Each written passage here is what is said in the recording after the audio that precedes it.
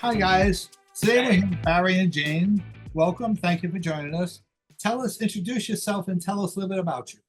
Okay, very good. I am Barry Samson, and I am the co-director of our short film, Cats and Husbands. And my background has been pretty much in advertising. I've been working for trailer advertising and movie promos for quite a few years, and generally in comedy and family. Most recently, probably in animation, because if it was a chipmunk, a Smurf, or a Who, I probably advertised it. Anyway, so I've been able to do my directing and voiceover directing, and most recently, I just finished being the voiceover director on the newest Nancy Drew game, Mystery of the Seven Keys. Came out a couple of weeks ago. And Cats and Husbands, our wonderful short that our daughter wrote and co-directed, is a real nice foray into actual dramatic work, and I'm very excited about it.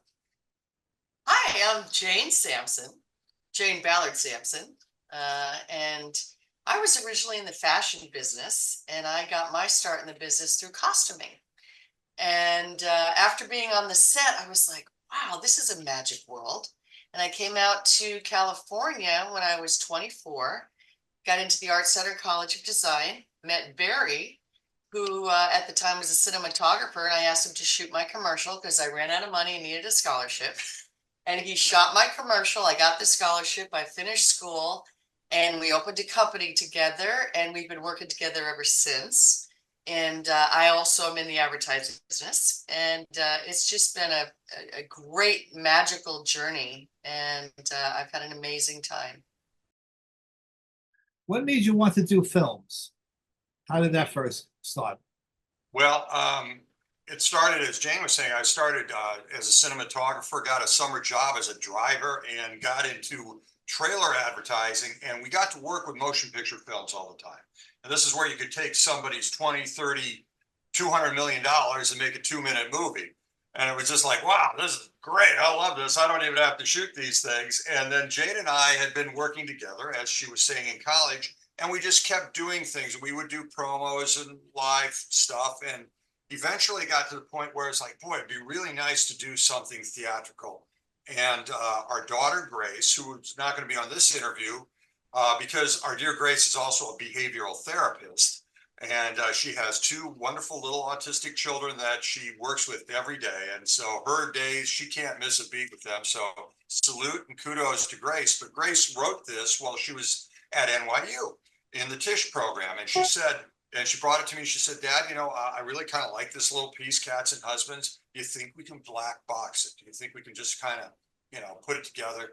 And I said, well, let me read it. So I read it and I went, wow, this is really good. This is a great conversational kind of Gilmore Girls piece. Why don't we just do it? We have some friends, who are in the advertising business. They can do some casting for us. And that's how it kind of evolved. And we got into it and went, man, I want to do this piece. It was just the magic of it all, of being able to wake up in the morning and it not there, and go to bed at night and it is. And I was just like, wow, this is an incredible business. And to tell stories to brighten people's days and hearts, and bring forth love, and witness, the ability to, it was just all magic to me. So yeah, so Barry and I, like he said, we did a lot of work in the advertising business together, and Grace asked me to produce Cats and Husbands. And I'm like, wow, yeah, I would love to do that. And we, just made this incredible little film together, and it was just so much fun for me to do that. I'm also a voiceover artist, and was Patricia and Nancy Drew series, and I know where all the jewelry is and who took it. So I've been able to explore costuming, producing, voiceover, casting, dance. I've been in all the different parts of it, and what I love about it the most is the community that comes together to make a film and lift up the world, and that's what I love. Okay. All right, great. I mean, my next question, which I always ask people, because a lot of times they're a lot younger, is do you have support of your friends and family when you say, I'm going to be a filmmaker? Do they sit there and go, only after you have your engineering degree? Not really relevant to you guys, but when you first thought of all this, what was what was your family's response? Well, I think the family response was great immediately because everybody in our family somehow works in this industry. So when Grace brought that to me, it was like, this will be an excellent opportunity to really kind of flex a creative muscle and do something different than advertising. Nothing against advertising, but to do something dramatic and narrative. And so there was that. And then, of course, Jane came on board to make it all run. And one other family member, we're talking about family, our younger daughter, Chanel Samson, who is a performing artist, did the score. So there was this whole thing. I mean, I kind of, you talk about family, and it's sort of like if you think about The Sound of Music, you had the Von Trapp family singers. We kind of consider ourselves the Von Trapp family Samsons. And so there was never really that issue. Although I suppose back in my day, if it were like, because I went to film school, I grew up in the Midwest, and I had been in music. I had actually been a drummer in a heavy metal band. And I came to my parents, I remember as a young guy, and I said, you know what? I'm tired of sleeping in the van in the middle of South Dakota. I'm going to go to college. And they said, oh, that's great, Barry. What are you going to do? And I said, filmmaking. And they just went, wow, wow. What is that? They've since recanted and said, okay, you can make a living doing that. That's fine. So for our kids, it was like, sure, if you want to go into the arts, great. You know, it's a tough business, but we can help, and let's see what we can do to help guide you. So that's kind of the genesis of that whole family situation. Sounds great. The next question you already answered, but this is the next question I usually ask is that you have a tribe, your support group that you have around you for making films, your film tribe, if you will. Sounds like you do, very much so. Talk more about the family. Yeah, you know, when I came out here, I didn't have anybody, zero. And my family was like, wait, you got a job in the fashion business in New York City. What are you doing? And I'm like, my heart wants to make movies. It's just, it'll be a lifer. I'll be doing it when I'm 100. Like, that's what I want to do. So I came out here and did a few music videos. And then my brother, who was a tool and die maker for Sikorsky Aircraft, right? He says to me, hey, Jane, you think I can get in the film business? I'm like, yeah. So he came out here. My other brother, who had a Harley shop and a bar in Louisiana, says, hey, Jane, you think I can get in the film business? I'm like, yeah, come on out. So we created this family, and all of us, we just started doing production. And we all just like figured it out together. And it was just incredible. And everybody, you know, knew us. My brother was Cool Breeze, Slim Jim, Lady Jane, right? Barry. And the boss. No, that So, You guys should make a movie about you. Anyway, go ahead. so we had to create the community around us, just like today. You always have to create your own community, people that you trust and love, like Spielberg and everyone. They all created a community, and then they stuck with them. Lucas, everybody. And that is what I was going off of. Let's get this community and let's go, because we all got each other's backs. And guess what? It's going to be a 16-hour day. Oh, guess what? 18. Guess what? 21. Well, your family will do that for you. Nobody else I know. But that's true. That's true. That's true. All right. In some ways, you also answered this one too, but what made you decide to make this film? Well, I go back to it, and again, Grace brought it to us and wanted to black box. We have a small studio. We converted a garage into a studio, and it's a photo studio basically in a black box. And she's like, let's just videotape it. Let's just see how it goes. I just want to see how the dialogue plays and that sort of thing. And then Steven Snyder, who was a casting agent, got going, and we got a great cast. And originally Jane was going to play one of the parts, and another one of her friends was going to play one of the parts, do the black box thing. And we started rehearsing the actors, and then Grace said, oh, this is great. And we went ahead and made that work. So that's the way that happened. Okay. Cool. Yeah, and it was very interesting because she asked me to produce it, and she said, I'd really like to shoot this in a restaurant, in an intimate scene, in an intimate place. And she said, what do you think about Sweet Salt, which is our hood, owned by. This is a breakfast place here in Los Angeles, and we go there all the time. We're always there. We know the people. We know the manager well. And he's from New York, from Brooklyn, like my grandmother. So, I'm like, yeah, okay. So I was talking to the manager and we had everything all set up and she said, listen, we close at 4, you have 2 hours and, you could stage everything out on the sidewalk. And I said, can I stage it? Yes, on the sidewalk, yes. So we were there at 3 o'clock, everything staged outside on the sidewalk. And bam, we moved it all in and we started shooting and everything was working great. Grace stepped up, had real concrete ideas of how she wanted things to go. And then all of a sudden walks in The owner. the owner, the Brooklyn boy. What the hell's going on in here? He didn't know about it. The manager had never told him that we were gonna go in there. So he kind of freaked out. So that's where my producing skills set in, how my life and I just said, And let's be honest, your hustle skills came in. okay. I said, we'll keep shooting over here, Jane. You take care of this guy. So I said, Alex, both our grandmothers are from Brooklyn.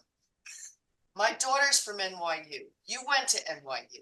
Are you going to stop an NYU, Right? us, us being Brooklynites, are you going to stop this production? Really? Come on. And he said, oh, well, okay, fine, shoot. I don't care. And off he went. Just get out of here by 6:30. And that was it. And it was a great example for Grace. Like, wow, stuff happens, and you don't know what's going to happen, and you got to be ready for it. Just got to push through. But the magic of film always creates the magic. So Yep. that's what I say. I'm Tinkerbell. I have a little ding, ding, ding, ding. Thank God we never see the angst and the trauma that goes on in filmmaking or producing a spot or anything. You just get the magic. That's the nice part. Yep, yep, okay. So what was the hardest part and the most fun part of making this movie? I put them together. I used to act them separately, but a lot of times people realize it's the same. I think the hardest part was definitely the production. Okay, we had very, very limited time. And Jane just touched on the fact that we had some political issues of just even getting the place to get done, because it almost didn't get shot. That was probably the toughest thing, to where you had to really make it happen quickly. Now, you were just saying that sometimes they're the same thing. In a way, that was the most thrilling part of it, because my background having been camera, we had 3 cameras rolling. We had another camera on a steady cam. I had orchestrated this whole thing. Grace was directing. I did a little directing. The cameras all worked just in sync, and our actors were beautiful and well practiced and well rehearsed. So we had a 7-minute piece, and we ran like 5 pages, 6 pages at a time. It just all the way through. And they knew it so well that we could just run it and say, okay, let's pick that part up. And thank goodness for digital cameras now. You just keep shooting. And we did. And so it got to be about 6 o'clock. We shot the ending scene with the barista by the bar, and boom, we were out of there. So hard to do in that short amount of time, yet at the same time thrilling and great to be able to succeed. Yeah. Jane, you Yeah. agree? I would just have to agree with everything. I mean, again, the hardest part for me is keeping everybody happy, keeping the energy of the set, holding the space on the set so that everybody is confident in what they're doing. They're focused. We all have the same finish line goal, and we're all going to do it together as a community. That's the most important thing. That's exciting. That's exciting to work like that and to achieve that. Sounds like the whole thing has been, you've had a trip. What's that line from Grateful Dead? What a long, strange trip it's been. Sounds yeah. like you- Yeah. We would have to say what a short, strange trip it had been. All right. So now this isn't generically speaking, but are you the type of filmmaker or a creative where you finish the piece, that's now you put that to bed, you say that baby's born, I'm going to move on to the next one, or do you always look at your work and go, someday I'm going to get money and I'm going to do that better? Which one would you say you are? I would have to say that I think we've come to the point in our careers, because we've done so many commercials and we finished so many things, and they're never absolutely right. They're never absolutely perfect. The client is never absolutely happy, but you've got an air date and or a due date or something that you've got to hit for your online.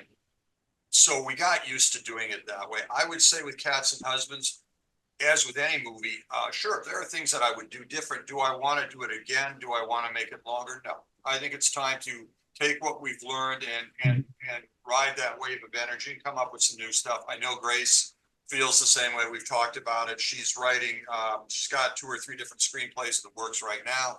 Looking forward to seeing what the next one is. All righty, so now in the indie film world, nobody's going to buy a private jet for the money you're going to make in this movie or a mansion or anything.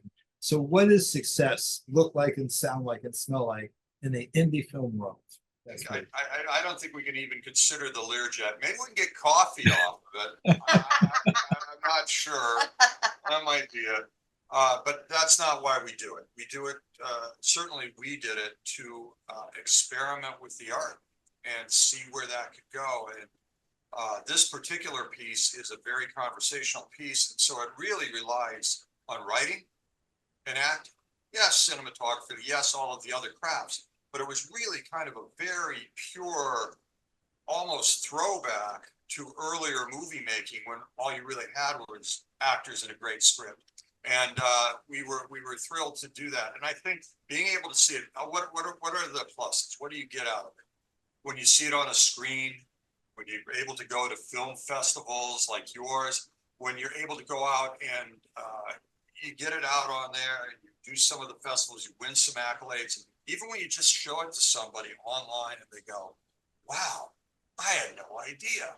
That's great. And it's that you have to kind of go, yeah, that is art. We did it. We didn't have any kind of pressure from any clients really or anything. It didn't have to get molded in any special way.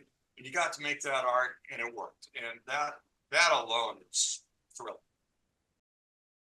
All right, the next question you've also kind of answered, but what would you say? Somebody comes along and goes, hi, Aunt Jane, hi, Uncle Barry. I want to be a filmmaker just like you. What would you say? What would be your advice? What would you say to them? Let's go, man. Let's go. Let's go. Yeah, I mean, it's an incredibly exhilarating, exciting, amazing business. And like Barry said, with gentlemen like you out there in the world, putting this art up on screen, you are the art house for independent film. And that's a community that we are all searching for, a place that we can all gather together in the black darkness and be filled with magic. I think for any young filmmaker or filmmaker coming up, the first thing I say is this is not a pretty business. You are going to work harder than you've ever worked on anything in your life. Oh, no, it's not. It's fine. You're going to suffer. You're going to work hard, and as long as you want to, and as long as you know you're working for yourself, making something that's near and dear to you, that you'll sit in front of that editing machine, you'll spend 10 hours and you won't even know time pass. It'll be like that. So do that. It's going to be hard, but it will be rewarding. And the other thing that I would say to them, especially with the advent of all the great technology we have, is make films, make as many as you can. I don't care if they're 30 seconds long, if they're a minute long, get out there and do it. And don't labor over it too much. Don't hold on to that baby for too long. Get it out there, get it done, get it into some film festivals. Maybe you won't get immediate recognition, but you're at least going to get feedback, and you are going to get into a community, other people who are doing exactly the same thing. And it's thrilling to be in that group. Okay, great. Thank you, guys. That's the last of my questions. Do you have anything you want to say? Any pearls of wisdom to the world of filmmakers and young folks out there or anything? I just say, follow your heart, because your heart knows the way.